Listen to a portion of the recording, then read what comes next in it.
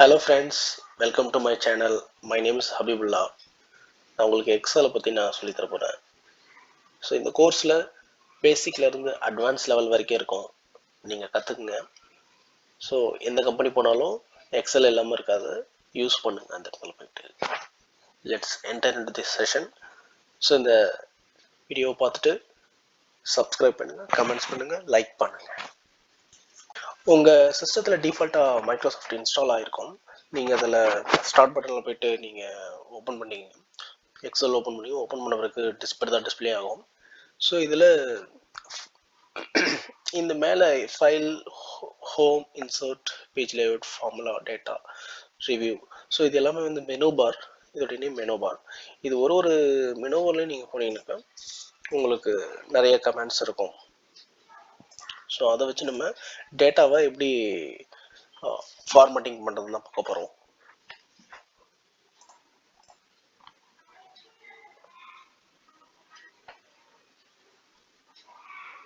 Okay, so இங்கே உள்ள வந்து ஏபிசிடின்னு கொடுத்துருக்கு பாருங்க.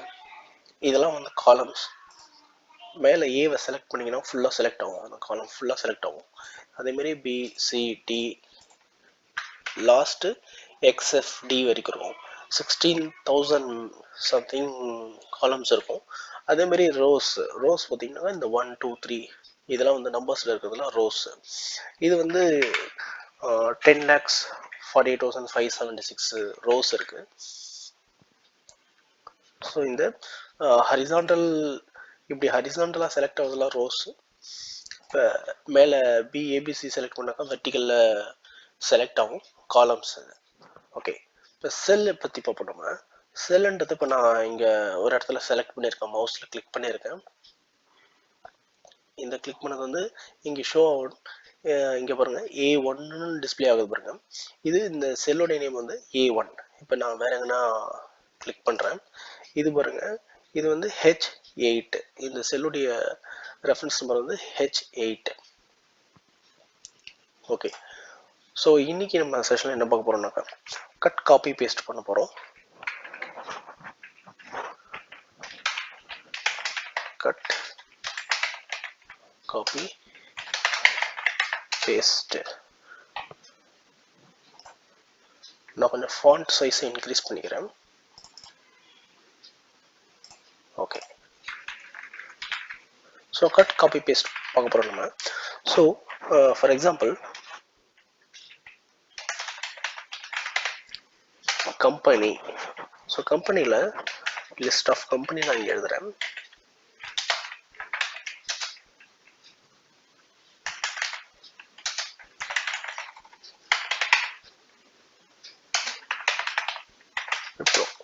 ஓகே, இப்போ இங்கே இந்த கம்பெனி நேம் நான் இங்கே எழுதியிருக்கேன். இது எங்கேருந்து எழுதியிருக்குன்னு பார்த்தீங்கன்னாக்கா இங்கே பாருங்க, நான் இங்கே ஹெட்டர்லேருந்து நான் செலக்ட் பண்ணுறேன்.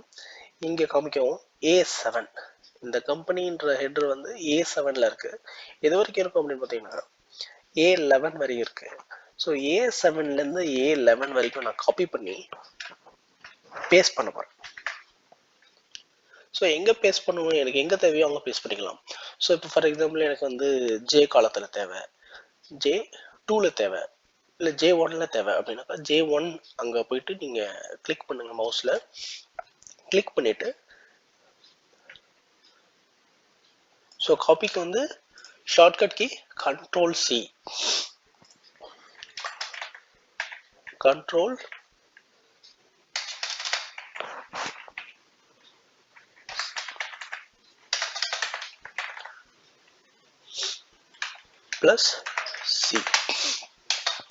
இது கீபோர்ட் ஷார்ட்கட். Ctrl+C கீபோர்டில் நீங்கள் கண்ட்ரோலை ப்ரெஸ் பண்ணி சியை கிளிக் பண்ணிங்க அப்படின்னா காப்பி ஆகிடும்.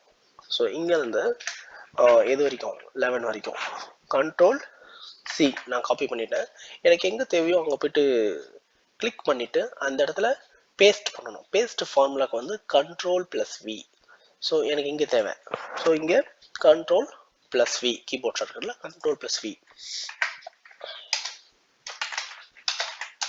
ஸோ இப்போ பேஸ்ட் ஆகிடுச்சு இங்கே. ஸோ இப்போ இது வந்து ஷார்ட்கட்டு.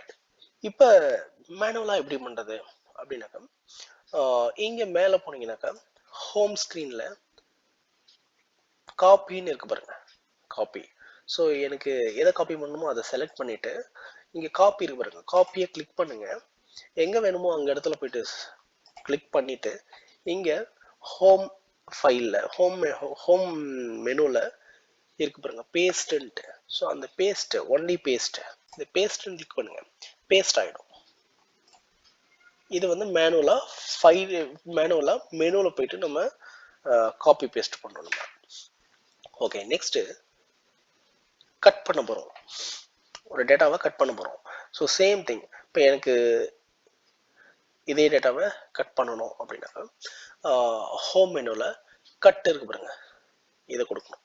இதுக்கு ஷார்ட்கட் கீ வந்து கண்ட்ரோல் எக்ஸ். இப்ப A7ல இருந்து A11 வரைக்கும், ஓகே, A7ல இருந்து A8 வரைக்கும் எனக்கு கட் பண்ணணும். ஸோ ஷார்ட்கட் கீ செலக்ட் பண்ணிட்டு கண்ட்ரோல் எக்ஸ், கீபோர்டில் கண்ட்ரோல் எக்ஸ் கொடுங்க.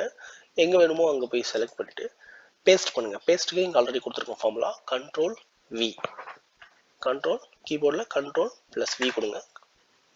பேஸ்ட் ஆயிடுச்சு. இந்த இடத்துல இங்கே கட் ஆயிடுச்சு, இந்த இடத்துல பேஸ்ட் ஆயிடுச்சு. இப்போ மேனுவலாக பண்ண போகிறோம்.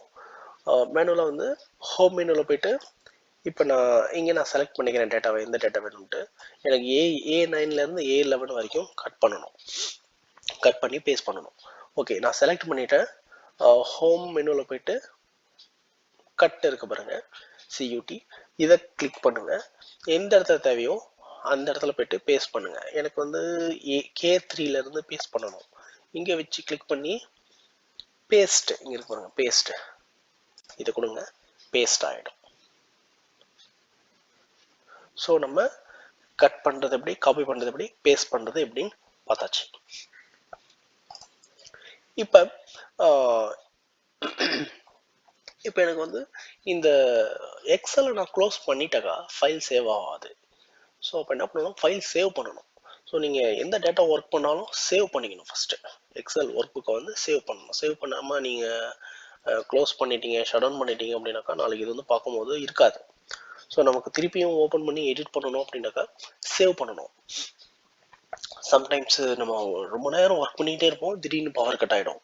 அப்போ அதை சேவ் பண்ணிருக்க மாட்டோம், ஃபுல்லாக ஒர்க் பண்ண ஹவர்ஸ் எல்லாமே வேஸ்ட் ஆகிடும், எல்லா டேட்டாவும் திருப்பி ஃபர்ஸ்ட்லேருந்து பண்ணுற மாதிரி ஆகிடும். ஸோ அப்போ என்ன பண்ணணும், ஃபஸ்ட்டு நீங்கள் எப்போ ஒர்க் பண்ண போகிறானோ அந்த ஒர்க்கை ஓப்பன் பண்ணி நீங்கள் சேவ் கொடுத்துருங்க. ஒரு 2 மினிட்ஸ் ஒன்ஸ் சேவ் பண்ணிக்கிட்டே இருங்க டேட்டாவை. இப்போ எப்படி சேவ் பண்ணணும் அப்படின்னா, ஃபைலில் போயிட்டு சேவ் கொடுக்க போகிறோம். ஃபைலில் போயிட்டு சேவ், இங்கே இருக்கு பாருங்க சேவ்ன்ற ஆப்ஷனு, இதை கிளிக் பண்ணுங்க. சேவ்ன்றதை இங்கே எந்த இடத்துல எந்த பாத்தில் வேணுமோ அந்த பாத்தில் போயிட்டு செலக்ட் பண்ணிட்டு ஃபைல் நேம் கொடுங்க, சேவ் ஆகிடும்.